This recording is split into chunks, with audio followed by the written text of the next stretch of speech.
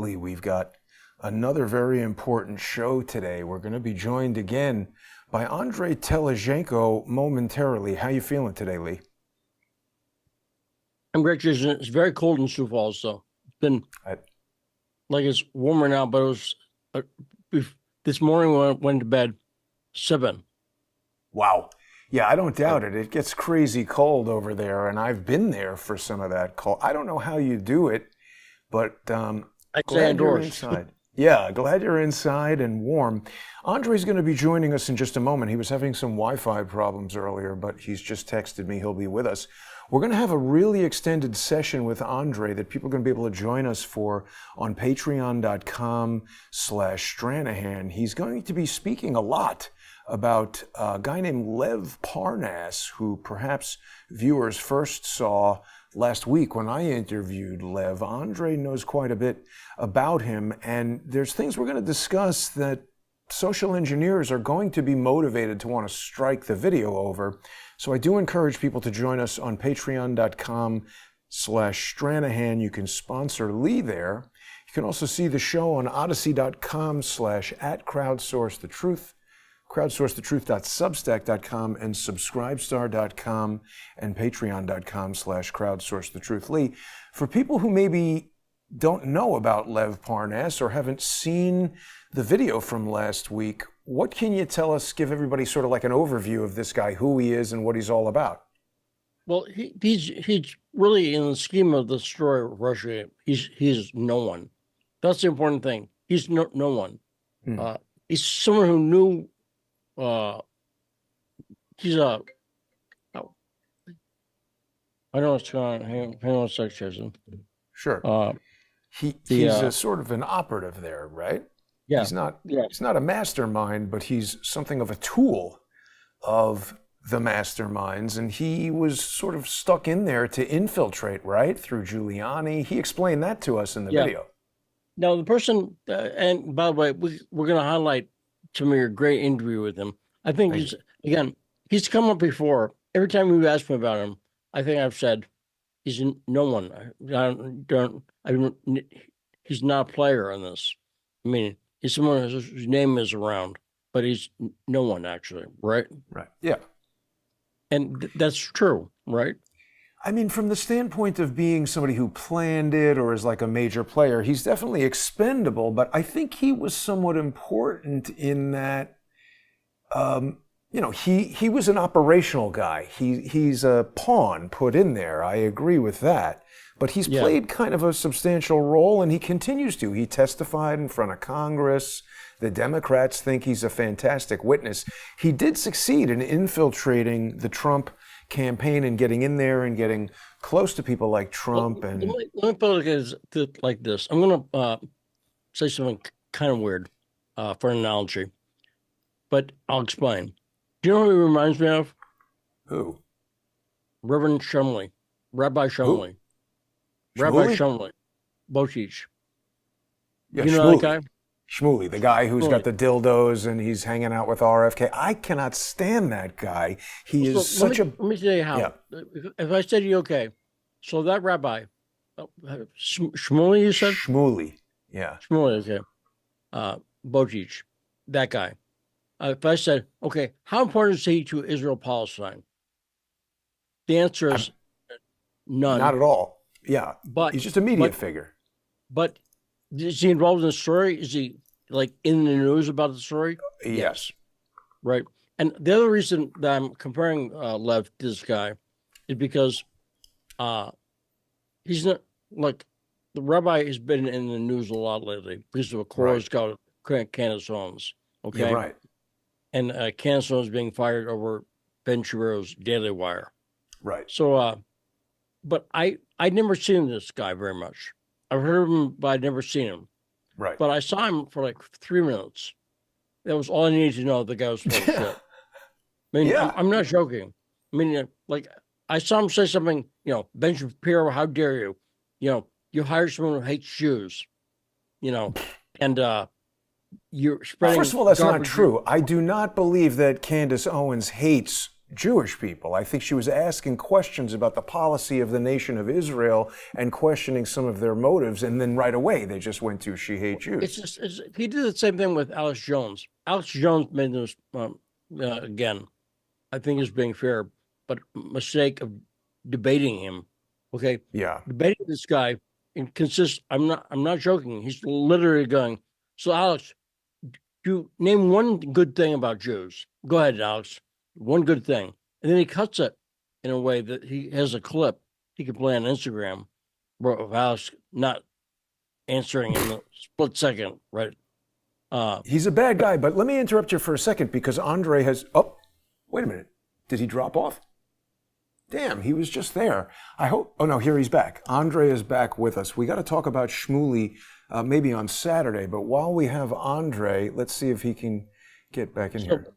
So, with Andrei on, what Lev said about Andrei in the interview with you, what he said about the interview in that interview about Andrei is all you need to hear from Lev Parnas to know that the guy's full of shit.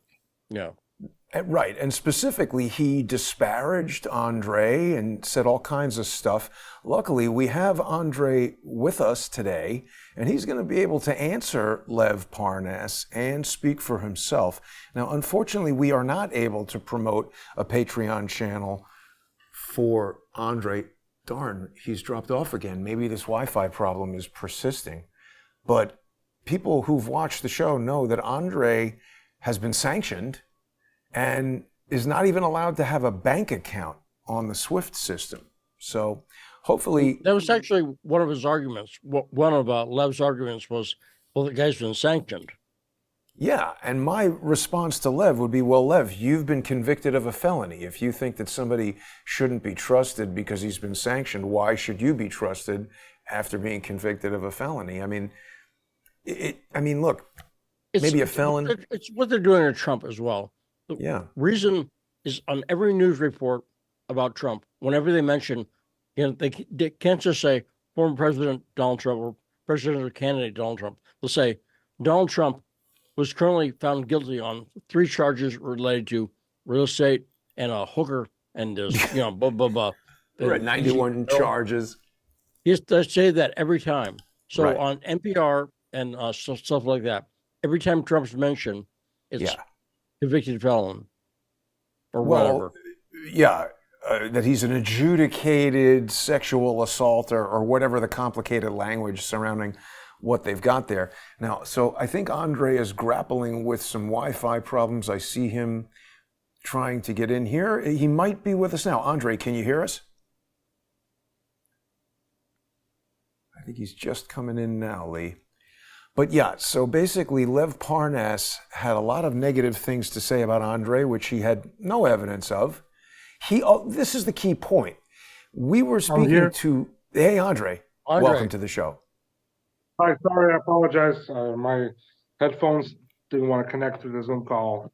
It's okay. No need to apologize. We appreciate having you here. You're looking well. How is everything where you are? I'm fine, thank God. And I watched the Lev Parnas interview. You had Jason, and I think that was just miraculous. You showed the true face of a true criminal. And I was just thinking about this the whole time. And like, we didn't talk about this before. Even you just said that you're going to do an interview with him. I was like, okay, that's interesting. Why would Jason do an interview with this guy? And then it comes up and I saw it and I was like, wow, like you actually put the truth out there. You showed who he was. And I was like shocked myself because I said, we didn't even discuss it before. And I was like, this is like miraculous. This is something that I would not be able to do. So, and it wasn't, Andrei agreed. It wasn't a gotcha interview either. He just asked him questions. He just asked him. I'm just saying. He asked him the right questions. He put the public to see who he was. He put him in the line with Felix Sater. He put him with all these people who worked for the FBI, and the guy didn't even say anything about the FBI, anything bad, even about the Naboo stuff, which is everybody knows that FBI controls Naboo. Everybody knows that FBI is behind Naboo. Everybody knows that FBI is in the. No, wait a second. Let me stop you a second, Andrei. Let me stop you. Let me pause you. Let me pause you one quick second. Hang on. because we want to make sure that we don't give these social engineers fertile ground to strike the video. And there's all kinds of crazy rules on YouTube about what you can and cannot talk about. So what I want to do in this segment is we're going to introduce you to people who haven't seen you before, talk a little bit about Lev, but then what we're going to do in about 10 minutes is we're going to go over to patreon.com/Stranahan and odyssey.com/@crowdsourcethetruth, where you can speak in a more protective environment and talk about some of these FBI connections and all that stuff. But you've just raised a point that I want to address, if I may, for a quick moment, that yeah, we didn't discuss this. And I don't think you understood my personal interest in Lev Parnas. And I was actually a bit pissed, even at the beginning when you said you're going to interview him. So sorry for my language. It's okay. It's okay.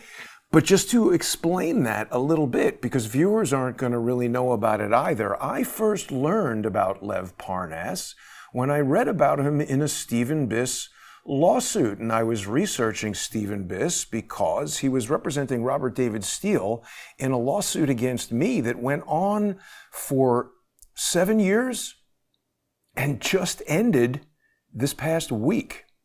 So I was extremely suspicious of Lev Parnas, very, very convinced that he is a lawfare operative, and I knew that he was up to no good.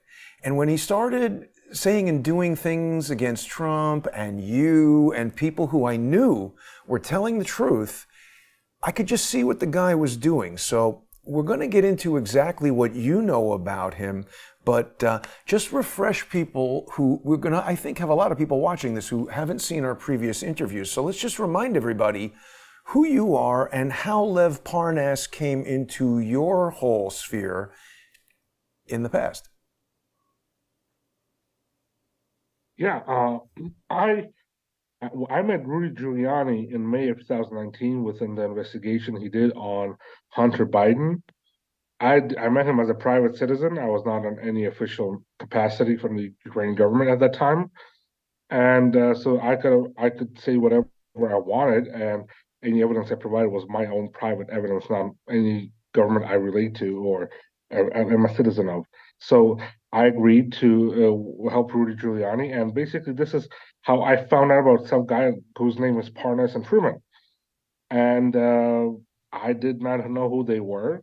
Rudy said that he worked with these people, and I only heard that Lev and Truman were trying to reach me, and they got a wrong phone number from Lutsenko, who gave them my old phone number. Thank God, I didn't go through to Rudy through Lev, and I got involved with Rudy separately on my own. Basically, he knew that I was in Washington, and Lev, from what afterwards I heard that he was working on stuff in Ukraine for Rudy.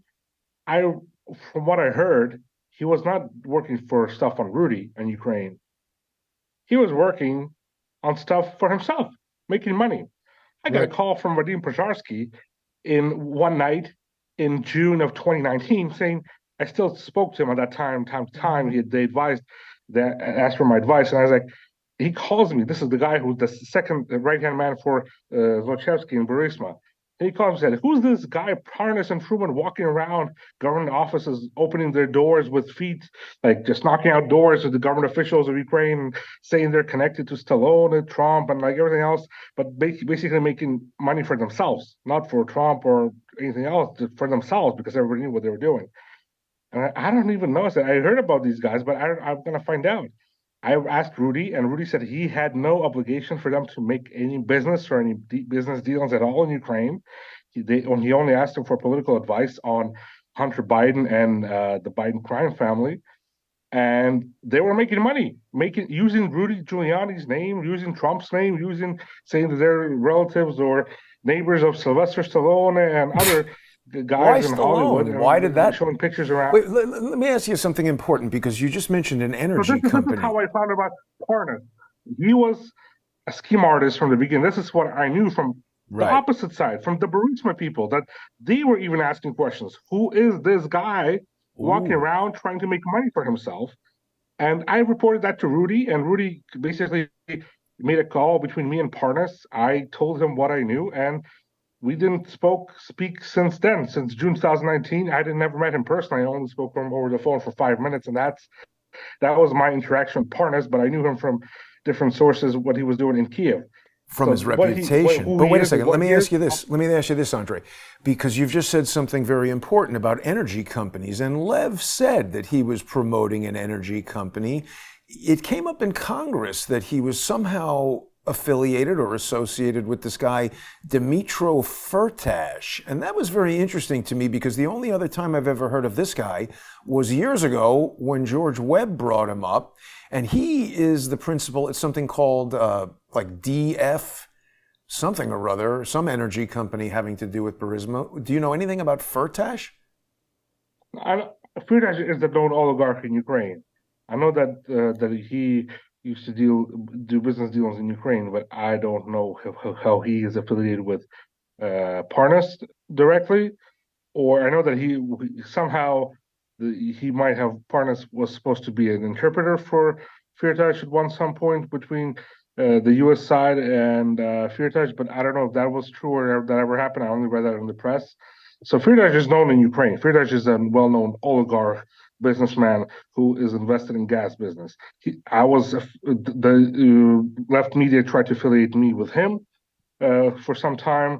That because I traveled to Vienna and he lives in Vienna, and they say, "Oh, then Telizhenko met him in Vienna," so that they try to connect me to him, which is false. But from what I know about Parnas, even Burisma asked questions: "Who is this guy?" And they're the bad guys, and they know what bad things can be done and how people deal with the government. And they were even shocked how Parnas was dealing with the Ukrainian government officials trying to make money for himself. So I think that one thing, connection Jason, is there, is just direct. well, I was just going to say, I think it's worth thinking about how much money there is in the energy industry. Right. That's what attracts people like Parnas. For instance, I'm going to ask a question. Do you think that Hunter Biden was the only guy on that board who's not qualified to be on that board making a lot of money? Do you think it's just Hunter Biden? Nope. No, Jeff. Right. There were people from the CIA. There were people from the Vice President Joe Biden's circle at the time, his son, So and there's probably like $5 million in salary on the board there, so they can afford $5 million in salary that does nothing. Officially, I'm not saying what they were giving them in cash. Uh-huh. Well, yeah, right. I'm just saying there's huge piles of money, Jason, like inconceivable piles of money, huge piles of money, trillions. And so if they spend $1 million to get Hunter Biden on board, they can afford it. So what? And a guy like Lev Parnas sees that money. They see these huge piles of money, and they know if they can get close to it, they can skim off some. I think that's the way he operates, basically. Yeah, well, he's got all these companies that he's started. I mean, look at this amazing array of companies.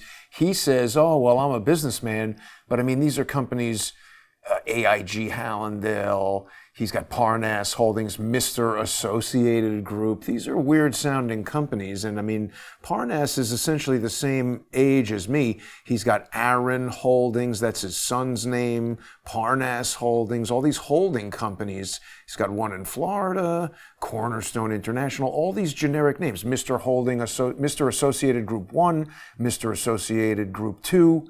Some of them have Roman numerals, some of them have Arabic numerals. This is a large number of companies, Aaron Investments, Aaron Holdings. This just reeks of somebody creating a bunch of sort of shell companies to do all kinds of different weird things with.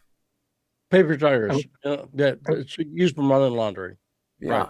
And what I can tell you, this is all interconnected, his background, and what he was doing in Kiev, not working and helping Mayor Rudy Giuliani do his job, but he was making things for himself because of what his profits are. He understood what Ukraine, he knows what Ukraine is. As far as you know, this is allegations that we're sharing. We are not definitively accusing Lev Parnas of doing anything. We're just looking at all of this information and weighing it against Andrei's personal, firsthand eyewitness experience and participation in phone calls and stuff. So these are our opinions based on things that Lev Parnas has done in public that are extremely suspicious. It's very unusual. Plus what I personally heard from and people. I'm also going by what you talked to him about in an interview. And what he said. What he said in the public. What he said about Andrei and Right. Alexander Chalupa. That's what I wanted to get to, Lee. Wait. Let's get to that. That's the most important thing that was said. But we've got a lot of stuff to discuss, and I just want to make sure that we can speak freely and openly. So let's do this, guys. Let's just take a brief break, and then when we come back, we're going to talk about Alexandra Chalupa. We're going to talk about things that Lev said in the interview about Andrei that you know are untrue, and we're going to do all of that on patreon.com/Stranahan and on odyssey.com/@crowdsourcethetruth. crowdsourcethetruth.substack.com and subscribestar.com and patreon.com/crowdsourcethetruth. Join us over there. There is